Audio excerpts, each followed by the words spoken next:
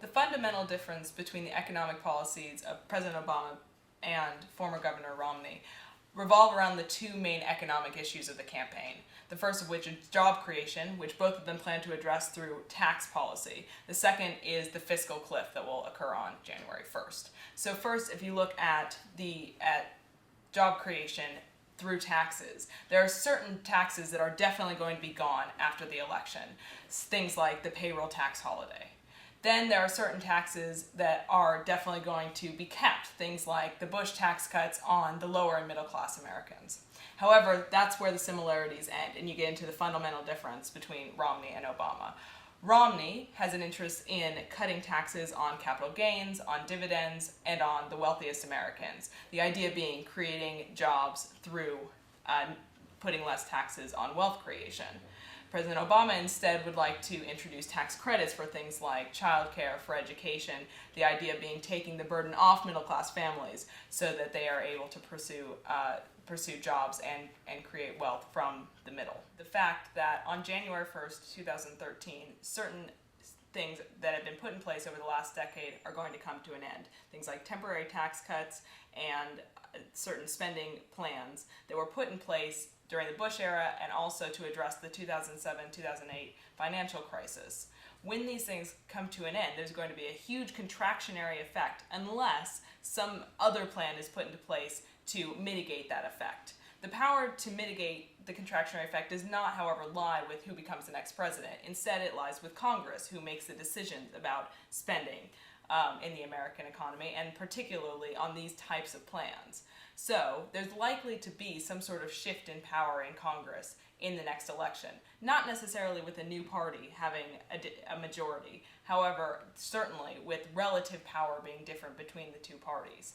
So Congress has an incentive, of course, to address the fiscal cliff before it has a huge impact on the American economy and, by extension, the global economy, much as they had an incentive at the end of 2010 to address the debt ceiling and as they had at the end of 2011 to come to an agreement on spending cuts. What they did at the end of 2011 was put into place automatic spending cuts that would cut $600 billion from non-defense discretionary spending and $600 billion from defense spending. What we're seeing now, however, is that those automatic cuts are not taking place fast enough to address the fiscal cliff that's going to occur at the beginning of 2013.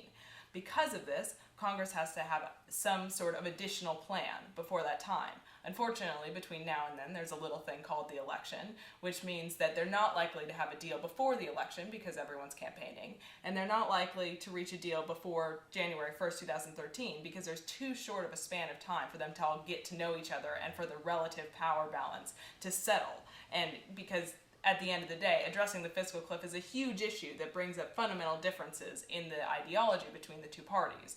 And so it's not going to be a simple matter of addressing that.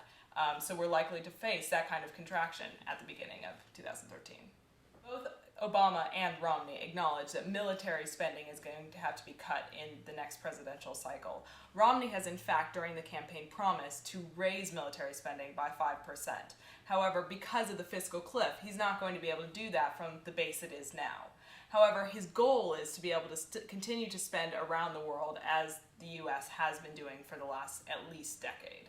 Obama, on the other hand, has chosen to shift the focus of the military, now that deployments have ended in Iraq and Afghanistan largely, towards the Asia-Pacific region.